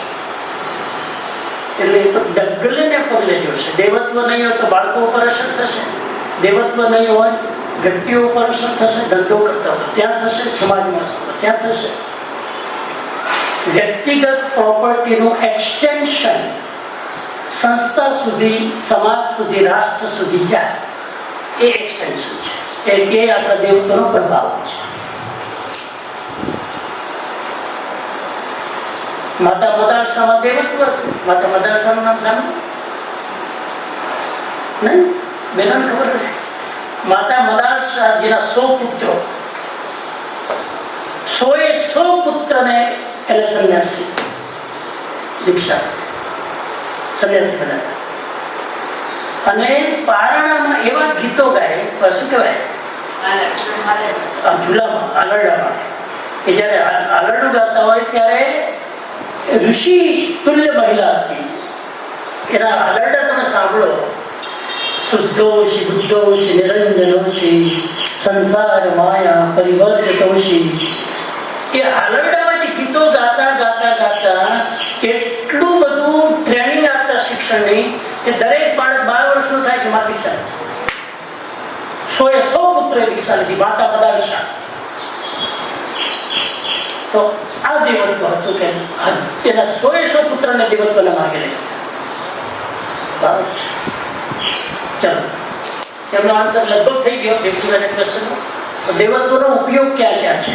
દેવત્વ ન હોય તો ના ચાલે. હવે તમે કહો દેવત્વ ન હોય તમારામાં ચાલે? દેવત્વ ન હોય તો તમે જ તમારાથી ખુશ ન રહી શકો. તમે જેટલા તમારાથી પ્રસન્ન રહી શકો છો ને કેમ કે એટલા અંશમાં તમારામાં દેવત્વ છે. બેઈમાન માણસ ખુશ ન રહી શકે, અપ્રમાણિક માણસ ખુશ ન રહી શકે, રિલેક્સ ન રહી શકે, સ્ટ્રેસ ફ્રી ન રહી શકે. હું સિમ્પલ એક્ઝામ્પલ આપું. હું રાજકોટથી મુંબઈ જતો અને મેં ટિકિટ ન લીધી હોય ટ્રેન અને બેહી ગયો. લોકો હોય છે નથી લેતા, બેહી ગયા. હવે મુંબઈ સુધી જશે ત્યાં સુધી રિલેક્સ રહેશે. દરવાજો જે કોઈ ખોલશે એને ટીટી દેખાશે. 24 કલાક ટીટી સિવાય કઈ નહીં દેખાશે. એ આવ્યો, એ કોણ છે બીજો છે, કાળો ડ્રેસ નથી થાય. કોન્સ્ટન્ટ ટેન્શનમાં રહેશે. બેઈમાની ટેન્શન લાગે છે. એના કરતા 500 રૂપિયાની ટિકિટ લીધી તો આરામથી ઉતરતા જાત નહીં યાર. 500 રૂપિયામાં હું બગાડીને દિવસનું ચેન બગાડું ને. બેઈમાની માણસને સુવા નથી. ઈમાનદારી તો બહુ ઈઝી છે, બેઈમાની જ અઘરું છે. બેઈમાનીનું તો અઘરું શોખ કરતા નહીં, ઈમાનદારીનું તો બહુ સહેલું છે. ચાલો, બીજું કોઈ ક્વેશ્ચન? દેવત્વીઓ હોય એટલે વધારે પ્રભુત્વ પડે એવું હોય? 100%. જ્યાં દેવત્વ ત્યાં પ્રભુત્વ નિયમ બનાવી. આપણે તમે જે મૂર્તિની વાત કરી હતી ત્યારે મને એક વિચાર આવ્યો હતો.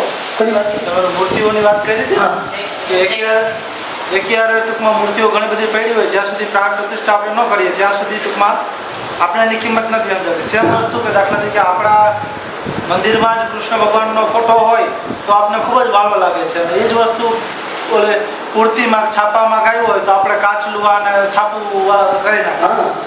તો એમાં ટૂંકમાં આપણે કંઈ ફેર પડે કે શું? એમ એ નથી સમજાતું. એવું કેમ થાય છે? ના, એ એટલા માટે થાય છે કે ત્યાં વૃત્તિ અલગ છે. ત્યાં સ્ટોરમાં હજારો મૂર્તિ છે, ભાવ નથી આવતો. ત્યાં બિઝનેસ છે, સોદાની વૃત્તિ છે, ગણતરીનું માઇન્ડ છે. સપોઝ આપણે ઘરની વાત કરીએ, ઘરમાં આવે છે ને ભાવ.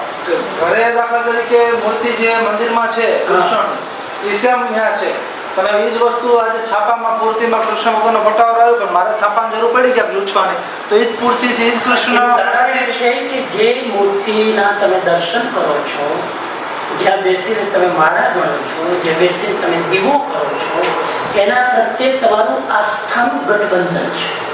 પેપરમાં જે ફોટો છે એની સાથે આસ્થાનું ગઠબંધન નથી. એ જ ભગવાન કે આસ્થાનું ગઠબંધન છે. એ મારી આસ્થા છે. હું પોતે આજે જયપુરમાં જાઉં ને મહાવીર સ્વામીની મૂર્તિ જોઉં, મને આજોડવાનું ન થાય. એ જ મૂર્તિ જ્યારે મંદિરમાં હોય તરત માથું ટેકીશ ત્યાં. કેમ કે મારું એક કન્ડિશનિંગ છે, મારી આસ્થા ત્યાં વર્ક કરે છે, ત્યાં વર્ક નથી કરતી. એનું કારણ બતાવ્યું કે ત્યાં ગણતરી છે, ત્યાં યુટિલિટી. પેપર પણ શું છે? એડવર્ટાઇઝ છે. કૃષ્ણ ભગવાનનો ફોટો આપ્યો હોય, જે આપ્યો એડવર્ટાઇઝમેન્ટ આપી કે બીજું આપ્યું. ત્યાં મારો ભાવ શ્રદ્ધાનો નથી આપતો. ખ્યાલ તમને? અહીંયા મારો શ્રદ્ધાનો ભાવ, હું બેસું છું. બીજું, અહીંયા મને બેસવાથી કરું છું ત્યારે મને એનો બેનિફિટ મળે છે. આ પેપરનો ફોટો જોઈને મને બેનિફિટ નથી મળતો. આપણે એવું કહી શકીએ કદાચ છાપામાં દેવાતીઓ નથી, એ જ વસ્તુ આપણે કોઈના હાથે અત્યારે દાખલા તમારા હાથે મોરા બાપુના હાથે એ જ ટુકડો મળ્યો હોય તો મને એ વ્યક્તિમાં દેવત છે.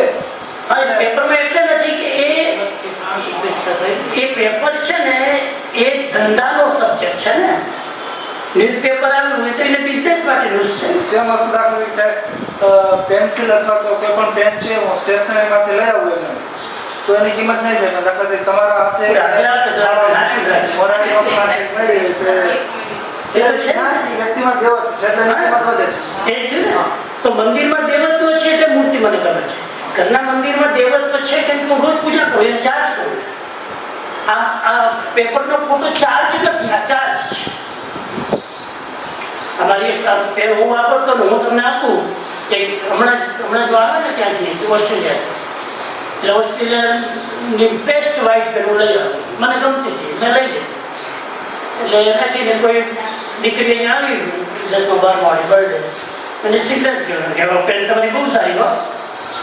મેં તું રાખભાઈ મેં એને આપી દીધી. હવે એ પેન વાપરશે ને, એને વાપરવા માટે નથી લીધી, એના સાથે એનું દેવત્વ જોડાયેલું છે. એના હાથ પેન રાખશે એવું. બીજા કોઈ ક્વેશ્ચન? આ વિષય આખો ક્લિયર? આમાં આ ચેપ્ટરને એકદમ લોક કરી દો. આ વસ્તુની ચર્ચા વારંવાર પછી ના થવી જોઈએ. આ દેવત્વ સાથે આટલા તત્વો, પરિવેશમાં ક્યાં દેવત્વ છે, શિક્ષકમાં, આચાર્યમાં, વિદ્યાર્થીમાં, વાલીમાં આ ક્લિયર થઈ જવું જોઈએ. દેવત્વના ગુણો કયા કયા, એની ક્વોલિટી કઈ કઈ. હવે ચાલો બીજો કોઈ પ્રશ્ન નથી ને? કેમ કે ટાઈમ ઓછો છે. કંઈ ખાસ હોય તો કઈ તો પ્રશ્ન નથી ને? હવે ઓકે, હવે તમને આ વિષય કેવો લાગ્યો? અમે તો ભીમસિંહભાઈ કીધું પુસ્તક વાંચ્યું, અમને ગમ્યું, ઇન્સ્પાયર નથી એટલે અમે કાલે તો ટોપિક નક્કી કર્યો, રાતના પીપીટી બનાવી, સવારે પ્રગટ કર્યું. તમને શું લાગે છે જેથી અમને આગળ કોઈ પણ શિક્ષણ સંસ્થામાં વાત કરવી હોય, વિષય ચૂઝ કરો તો ખ્યાલ વોટ ઇઝ યોર ફીડબેક? તમારો પ્રતિભાવ શું છે? શિબિરના ભાગરૂપે અહીંયા આવીને બોલવાનું છે એટલે સ્ટેજ ફિયરની પ્રેક્ટિસ પણ થઈ જાય, નીકળી જાય. 2-3 ભાઈઓ 2-3 બેન, બહુ ટાઈમ નથી. પછી આપણે પૂરું કરી પછી એક્ઝામ ચાલો. નવો ટોપિક હતો. જનરલી આપણે એવું હું એવું માનતો હતો કે આપણે કંઈક સારું કાર્ય કરે તો આપણી કિંમત થાય, પણ ખરેખર એ કિંમત એટલે એવું નથી. પણ આપણે આપણી અંદર સારી ભાવના સાથે આપણે જે જગ્યાએ હોય એ જગ્યાને આપણી પોતાની સંસ્થા માની, પોતાનું માની અને એમાં શ્રેષ્ઠ અને બેસ્ટ કરવાનો પ્રયત્ન કરીએ તો આપણી અંદર એક એવું દેવત્વ પ્રગટ થતું હોય છે. એટલે હું એવું માનું છું કે દાખલા તરીકે આપણે 5 રૂપિયાનું જો આપણે વળતર લેતા હોય તો સામે આપણે 10 રૂપિયાનું આપવું, 5 રૂપિયા આપણે જમા, તો એ જે જમા પૂંજી થાય છે ને એ મારા મતે હું સમજો કે એ દેવત્વ છે. એટલે જેનાથી આપણે લોકો પાસે નહીં જવું પડે, લોકો આપણા તરફ આવશે. એટલે આ મારા માટે નવો ટોપિક હતો અને આમ જોવા જઈએ તો પહેલાં થોડું ઘણું કન્ફ્યુઝન હતું. આ ટોપિક પછી ઘણા બધા આઈડિયા ક્લિયર થયા છે અને આ માટે આપનો પણ ખરેખર આભારી છું. બીજી એમાં જે સરસ વાત કરી છે જે 8 પોઈન્ટ બતાવ્યા છે કે 8 વ્યક્તિ છે, બરાબર, એ જો ધારે સંસ્થા છે એની અંદર બધાની અંદર દેવત્વ આવે તો સંસ્થા છે કે ઓટોમેટિકલી 39 સુધી પહોંચી જાય, જેમાં સંસ્થાના સંસ્થાપકથી લઈ ટ્રસ્ટી મંડળથી લઈ આચાર્યથી લઈ વિદ્યાર્થી લઈ અને જે આખી સમાજની વાત કરી હતી એ પણ એક સરસ મજાનો ટોપિક છે એ જાણવા મળ્યો. બીજી જે નકારાત્મક બાબત કરી હતી, ઘણી વખત નકારાત્મક બાબતો પણ આપણા માટે આપણે એને પોઝિટિવલી લઈએ તો એ આપણા માટે ખૂબ જ પોઝિટિવ થતી હોય છે. તો એ પણ ટોપિક મારા માટે એક નવો હતો જાણવા માટે. તો થેન્ક યુ સો મચ. ચાલો બીજા સમજીએ અને આજનો જે ટોપિક હતો દેવત્વ, જે ખૂબ સારી રીતે સમજીએ આપણે બધાને સમજાવ્યો છે, તેથી ખૂબ ધન્યવાદ. અને જેનું આયોજન પ્રિન્સિપલ કર્યું એટલે સરનો ખૂબ ખૂબ આભાર કે આપણે આ નવો ટોપિક જાણવા માટે અને શીખવા માટે મળ્યું. અને એમાંથી મને ખાસ વધારે શીખવા મળ્યું અને સમજવા એ મળ્યું કે આપણે દેવત્વ કોઈ યોગી પુરુષ અથવા કોઈ મહાન વ્યક્તિને જોઈને જ નક્કી ના કરી શકીએ. કોઈ નાનું બાળક હોય તેમાંથી પણ ખ્યાલ આવે. હમણાં એક સોશિયલ મીડિયામાં એક બાળકનું જોયું ઉદાહરણ, આર્યન ભગત કરીને બાળક છે કે એને તો ખૂબ સારી શક્તિ છે, બહુ સરસ. હા, કે બહુ નાની ઉંમરમાં એનામાં ખૂબ સારી શક્તિ છે. એટલે આપણે ઘણા ગામડામાં અંધશ્રદ્ધા સ્વરૂપે ભગવાન સ્વરૂપે પૂછતા હોય અથવા એ રીતે કહે છે, માની લઈએ. પરંતુ આપણે આ ટોપિક પરથી મને એવું લાગે છે કે એનામાં સારો ગુણ અગાઉના કર્મોના લીધે એની સાધનાની જે નાનપણથી જ્યારે મળી ગયેલું છે અથવા તો વારસામાં મળેલું હોય એવું પણ હોઈ શકે. જે ગુણ જોવા મળે છે એના લીધે એ બોલી શકે છે સારું અને સારું પ્રગટ કરી શકે છે. તો ખૂબ ખૂબ ધન્યવાદ. ખૂબ સરસ ટોપિક હતું. ડાયરેક્ટલી વારસાગત નથી એ ધ્યાન રાખજો, પણ વ્યક્તિગત પુણ્ય હોય અને વ્યક્તિગત પૂર્વ સાધના કરેલી હોય તો એ તમારામાં. ફોર એક્ઝામ્પલ, એક માના 2 બાળક હોય. હવે જો મામા દેવત્વ છે તો 2 બાળકમાં આવવું જોઈએ ને. ઘણી વાર એવું બને 2 બાળકો ઉલટા હોય, એક બાળક સંત બને ને એક બાળક ડાકુ બને. એક જ માના 2 બાળક તો બે માં રાવણ અને વિભીષણ એક જ. હા, એટલે એ પોતાની સાધના કામ કરે છે. પોતાની સાધના ન હોય તો માનું દેવત્વ બાળકમાં ના. એક ક્લિયર સમજો. આજે જે એક્ઝામ્પલ આપ્યું નાની ઉંમરમાં એ ક્યાંક ને ક્યાંક પૂર્વ સાધના અધૂરી રહી ગઈ હોય એટલે આ જન્મમાં આવીને તરત જ ત્યાંથી કન્ટિન્યુ આગળ થાય. કેરી ઓન જે છે તો ઓન, એનાથી આગળ સમજો. એટલે ભગવદ્ ગીતાનો એક શબ્દ જો તમે અભ્યાસ કર્યો હોય, એક શબ્દ આવે છે યોગ ભ્રષ્ટ. યોગ ભ્રષ્ટનો અર્થ શું છે? બહુ આમ તમે શબ્દ સાંભળો તો આમ લાગે કે કૃષ્ણ ભગવાન આવો શબ્દ વાપરો, યોગ ભ્રષ્ટ ગાડી દીધી. આ ગાડ નથી. યોગ ભ્રષ્ટ જેવો બ્યુટીફુલ શબ્દ નથી. યોગ ભ્રષ્ટ જેવો બ્યુટીફુલ શબ્દ ભગવદ્ ગીતામાં નથી. યોગ ભ્રષ્ટ એટલે ગયા જન્મમાં યોગની સાધના કરતો તો પણ સાધના કરતા કરતા કરતા આયુષ્ય પૂરું થઈ ગયું, સાધના અધૂરી થઈ ગઈ. એટલે શું થઈ ગયું? યોગ ભ્રષ્ટ થઈ ગયું. એટલે આવતા જન્મમાં ત્યાંથી પછી સાધના ચાલુ થશે. યોગ ભ્રષ્ટ શબ્દ વાપર્યો છે. યોગ ભ્રષ્ટ એટલે યોગથી બગડેલો નહીં, યોગ સાધના અધૂરી છોડે. હા, ચલો નેક્સ્ટ. આવો કોણ આવશે? આજની આ શિબિરમાં 2-3 વાક્યો કે જેની કિંમત ના આપી શકાય. એક હતું કે શિક્ષક છે એને ક્યારે આચાર્યની લાલસા ન હોવી જોઈએ, તો પાછી એની યોગ્યતા હોય જોઈએ કે ગમે તે બની શકે. અને બીજું હતું કે મુખોટો. માણસ છે જેવો અંદર છે એવો જ બહાર હોવો જોઈએ અને જેવો બહાર છે એવો જ અંદર હોવો જોઈએ. કારણ કે માણસ છે આપણે ઘણા બધા પુસ્તકો લખાણા છે આખા ઉપર કે એનો શબ્દ જ એવો છે કે મુખોટો. મુખોટો એટલે શું? તો કે બધા પ્રત્યે છે અથવા જે દેખાય છે એનાથી અલગ છે અને પોતે અંદર પણ અલગ છે. એટલે આ 2 શબ્દ ખૂબ એમ આપણે શીખવા અને એની ઉપર ઘણો બધો વિચાર કરવો.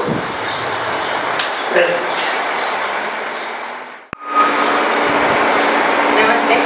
આજની શિબિરમાં પહેલા તો ટાઇટલ વાંચ્યું ને એટલે પહેલા તો ધ્યાનનું હતું, એમાં હું સ્વીકારું છું કે નિદ્રા વખતે. અને પછી ટાઇટલ વાંચ્યું એટલે પહેલા તો વિચાર હતો કે શું હશે એમ એને. તો પછી એવું જેવું સ્ટાર્ટ થયું ને પછી એકેય વખત એમ ના લાગ્યું કે કંટાળો આવ્યો કે હા મતલબ બ્રેક પડ્યો ત્યારે એમ નથી કે જઈએ બ્રેકમાં એમ. એટલે અને દેવત્વ વિશે જાણવાનું ને કે એક વાક્ય એવું ગયું કે જે દૂરનું જોઈ છે ને જોઈ શકે છે એ નજીકનું તરત જ સોલ્વ કરી નાખે, અસંભવને પણ સંભવમાં ફેરવી શકે છે. અને શિક્ષકમાં રહેલું દેવત્વ હોય તો એ વિદ્યાર્થીઓને અને શાળા સંસ્થા છે એને કઈ રીતે ઉપયોગમાં આપણે લઈ શકીએ છીએ એ બાબત મને ખૂબ જ ગમી અને આભાર. દેવત્વ જગાડવાનો જન્મસિદ્ધ અધિકાર છે. ઘણી વાર શું છે આપણે હતાશ થઈ જઈએ, એ તો બધા મોટા માણસો કરી શકે, મારે થોડું થાય એટલે એ કરી શકે, મારે થોડું થાય એટલે આપણી જાતને પહેલાં જ આપણે એક બ્રેક મૂકી દઈએ છીએ.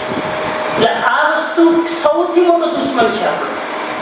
સંતોષ માની લે મારા ત્યાં ના થાય હું તને કરીશ અને ઘણા એટલો સંતોષ માની લે આપણે આટલાથી જિંદગી હાલે છે ને આપણે હું કામ કરવાની જરૂર નહીં. તમારી જિંદગી ખાલી તમારા માટે નથી, હજારો ને લાખો લોકો માટે છે. ગાંધીજી જો વિચાર્યું કે મારી જિંદગી જો બીજાને હું કેમ ચિંતા કરવી તો આટલું સ્ટ્રગલ એ ન કરી શક્યા. એટલે એ વિચારવાનું જ્યાં છો ત્યાં સંતોષ નહીં માની લેવાનો. અને આપણે શાસ્ત્રમાં કીધું છે મંદમતી. મંદમતી એટલે શું કે તમે અમુક લોકોને જોઈ એની પર્સનાલિટી એ 10 વર્ષ પહેલા જ્યાં હતા ને અત્યારે ત્યાં જ હોય. 10 વર્ષમાં નો પ્રોગ્રેસ ત્યાં હોય. એ કામ કરે, લેક્ચર લે, એ ઘરે આવે, એ કરી લે, એટલે રૂટીનમાં ચાલતા નો પ્રોગ્રેસ એટ ઓલ. એ ન કોન્સ્ટન્ટ પ્રોગ્રેસ આપણે કરતા રહેવું જોઈએ. જે પણ ફિલ્ડમાં હોય જેમાં આપણો ઇન્ટરેસ્ટ હોય આપણે વ્યક્તિત્વને તો જ આપણે ખીલવીશું. એટલે ફૂલ સ્ટોપ નહીં મૂકી દેવા. સવારે 9:30 ચાલુ કર્યું તો આપણે સ્વામીજી 5 કલાક જેવું પહેલા કરીએ છીએ. પણ 5 કલાકનું આપણી તરીકે જોડી શકીએ છીએ ને બધું યાદ રાખી શકીએ. એક જ પણ શીખવો છે પ્રામાણિકતા. પ્રામાણિકતાથી રહીએ તો આપણી જોડે બીજા બધા ગુણો છે એ ઓટોમેટિક આવતા જાય. આપણે બેઠા હોય બગાસું આવતું હોય આપણે રોકી નહીં. બગાસું ખાઈ તો સ્વામીજીને ખબર પડે કે આ લોકોને કંટાળો આવે થોડી રમૂજ કરાવે, આપમેળે પાછી ગાડી પાછી ચડી જાય. પ્રામાણિકતાથી વર્તન કરીએ તો બીજા બધા ગુણ આપણું મેળ આવતું જાય. પછી ખોટું હોય તો માર્ગદર્શન આપવું. કોઈ પણ વસ્તુની સિદ્ધિ સમર્પણ વિના થતી નથી અને સમર્પણથી દેવત્ય આવે છે. વેરી ગુડ, બહુ સરસ. બસ તો ખૂબ આનંદ થયો અને જે નોટ્સ લીધી છે તમે રાખજો. પીપીટી તો મજા કરતો હતો જે જ્યોતિ મળી જશે કે એટલા માટે ત્યારે ના પડી કે નહીં તો તમે લખો ને રેડીમેડ હોય તો પછી આપણે તસ્તી ન લઈએ. અને લખવાથી ફોકસ વધારે રહે, એકાગ્રતા વધારે, કનેક્શન વધારે થાય. એટલે આપણી નોટ્સ આપણે લેવી જોઈએ.